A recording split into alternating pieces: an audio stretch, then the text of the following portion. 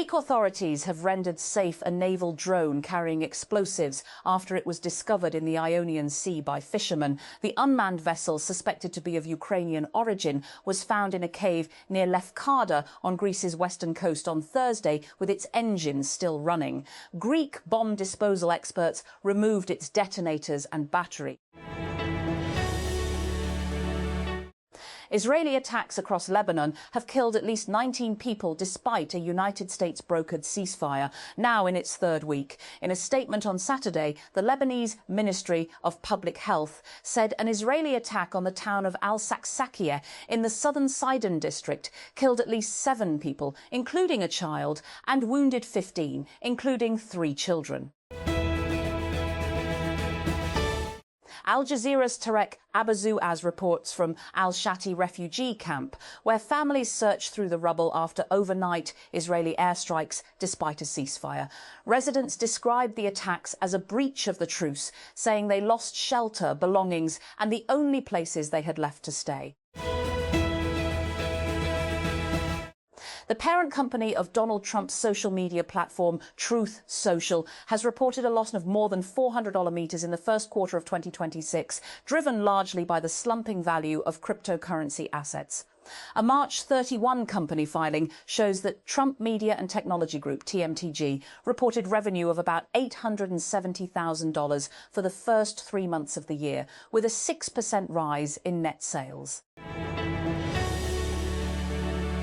The leaders of Lebanon and Syria have concluded talks in Damascus focused on joint interests, as both countries pursue a rapprochement following the overthrow of longtime Syrian President Bashar al-Assad almost 18 months ago. On Saturday, Lebanese Prime Minister Nawaf Salam said significant progress had been made in the discussions with Syrian President Ahmed al-Sharaa, which covered security, transport, infrastructure and economic matters. Marka i-Haq is a defining landmark in the nation's journey, the military said on Saturday as Pakistan marked the first anniversary of the brief war with India. In a statement released by the Inter-Services Public Relations (ISPA), the military said that the brief conflict demonstrated Pakistan's measured and resolute response and exposed adversarial conspiracies, false flag narratives, and disinformation campaigns, diminishing their credibility internationally. The moment after a Frontier Airlines plane killed a person who was on a runway after jumping a perimeter fence at Denver International Airport on Friday night is captured in air traffic control audio. "We just hit somebody," the pilot tells the control tower after halting Flight 4345's takeoff. "We have an engine fire." And the Royal Navy is sending a warship to the Middle East, where it could join an international mission to safeguard shipping in the Strait of Hormuz. HMS Dragon, a Type 45 destroyer, will pre-position in the region ahead of its potential role in what the Ministry of Defence, MOD, described as a strictly defensive and independent mission. Tehran, Iran, as the United States awaits Tehran's latest response to texts for an agreement being exchanged through intermediaries, Iranian authorities and state-linked media are emphasizing that they consider control over the Strait of Hormuz more important than ever. Foreign Ministry spokesperson Esmail Baghaei told reporters on Saturday that Iran was still reviewing Washington's proposal. Qatar has sent a large shipment of liquefied natural gas, LNG, through the Iran-controlled Strait of Hormuz, which is now headed towards Pakistan, according to a Bloomberg reporter. Shipping data shows the LNG tanker Al-Karaitiyat is currently navigating toward Pakistan, becoming the first serious attempt to export Qatari LNG through Hormuz since the US war started in late February.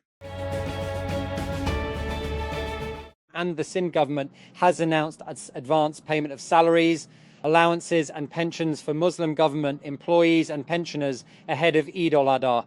According to a notification issued by the Sindh Finance Department, full pay, allowances and pensions for May 2026 will be released on May 20 instead of June 1.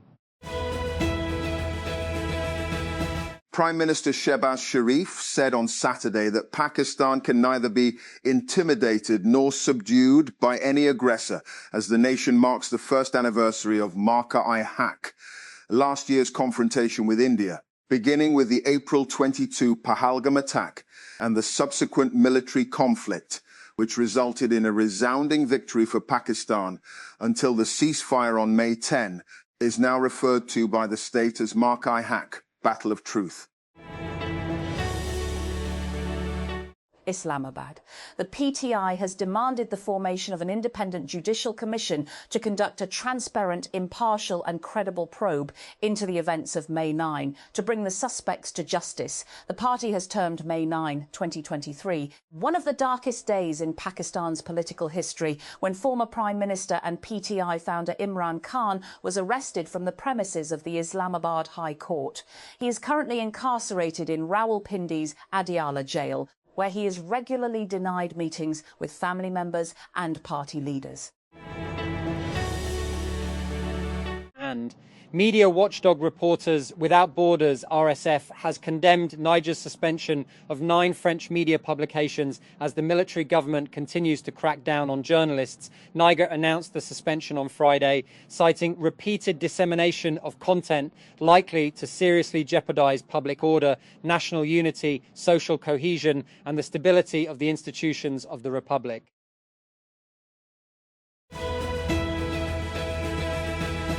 And in an increasingly AI-driven and digital world, analog instant film and retro-style cameras remain popular, fueled by a combination of both nostalgia and charm.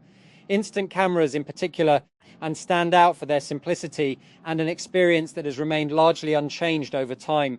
Fujifilm's $175 Instax Wide 400 builds on the familiar instant photography experience and expands it with a wider format. And as someone who appreciates simple, easy-to-use instant cameras and often shoots with an Instax Square, I was interested in trying a model that offers larger prints and support for landscape photography.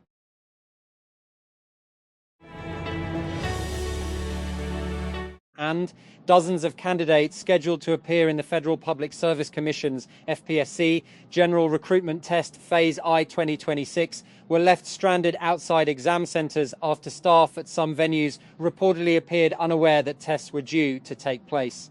And one of the main scenes of confusion emerged outside Ali Abbas Shahid Model College in Islamabad's G62 sector, where candidates gathered after arriving for their scheduled exam, and only to be told there was no clear information about any test being held there that day.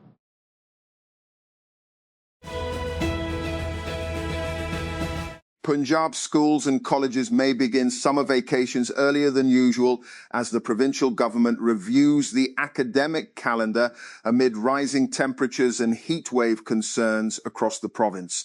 Punjab Minister for School Education and Higher Education Rana Sikandar Hayat said the government is considering starting summer vacations from May 22 and reopening educational institutions on August 2.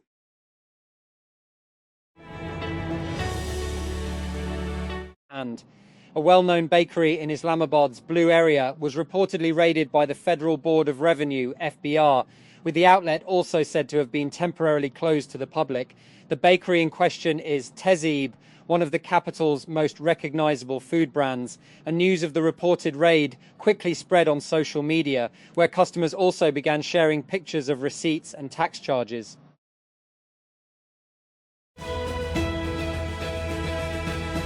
Israel is set to release two Gaza-bound humanitarian aid flotilla activists who were abducted by Israeli authorities. A rights group has said Saif Abu Keshek, a Spanish Palestinian, and Brazilian Thiago Avila will be freed on Saturday, according to a statement from the rights group Adala, which was representing the two men.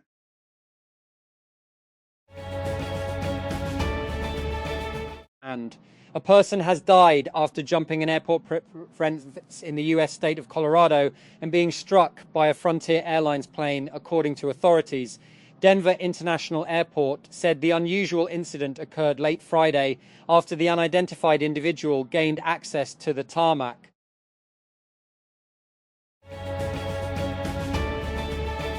And In the occupied West Bank, a marathon is a political statement. Palestinians ran alongside the separation wall today, a structure that cuts them off from their land, their families, and even the sea. Al Jazeera's @Layla.shw reports from Bethlehem.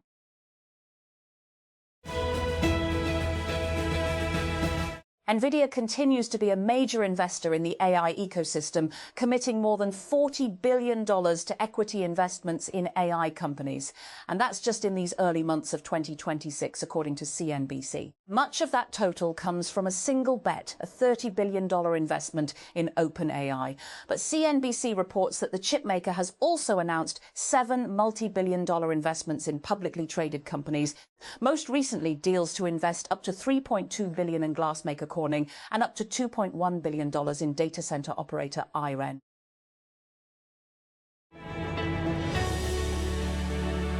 And Palo Alto startup Zyphra has introduced Xia18B, a new reasoning-focused mixture of experts' language model with just over 8 billion parameters and only 760 million active parameters. Despite its relatively small size, Zyphra said the model delivers competitive benchmark performance against GPT-5 High, DeepSeek v3.2, as well as Claude Sonnet 4.5.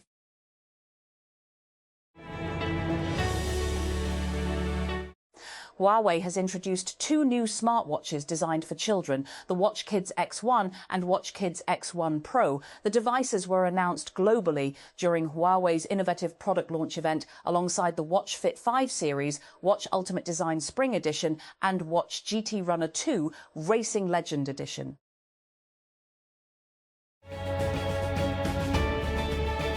And Hyundai Nishat Motors is set to launch a special edition of the Hyundai Elantra 1.6 in Pakistan, with the company scheduled to officially announce pricing details on May 12, 2026.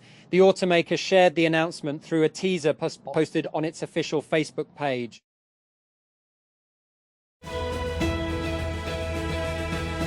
Mohammad Abbas claimed 5 wickets to restrict Bangladesh to 413 before 2 debutant batsmen combined to put Pakistan in a strong position in the first test on Saturday. Opener Azan Awais hit an unbeaten 85 and Abdullah Fazal, also playing in his first test, was 37 not out as Pakistan reached 179-1 at stumps on the second day in Dhaka.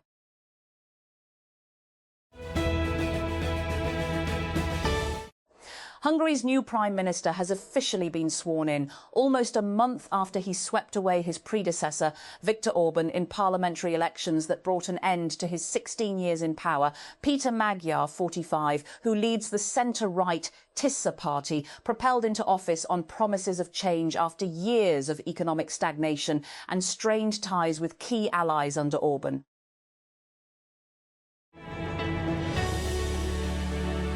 And Bahrain's Interior Ministry says it has arrested dozens of people in the country accused of belonging to a group linked to Iran's Islamic Revolutionary Guard Corps, IRGC. The ministry announced the arrests of 41 people in a statement on Saturday, saying legal proceedings are underway against them.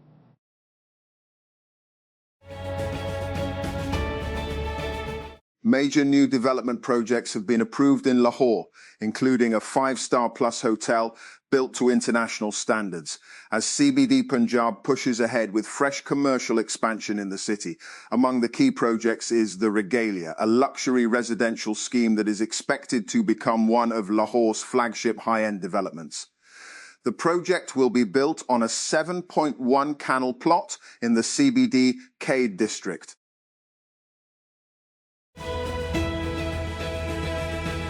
And a new scientific breakthrough has raised hope for completely curing type 1 diabetes after researchers successfully prevented and reversed the disease in mice. In the study, scientists treated mice by transplanting donor blood-forming stem cells together with insulin-producing islet cells. The approach created a mixed or chimeric immune system, meaning the immune system became partly donor and partly recipient.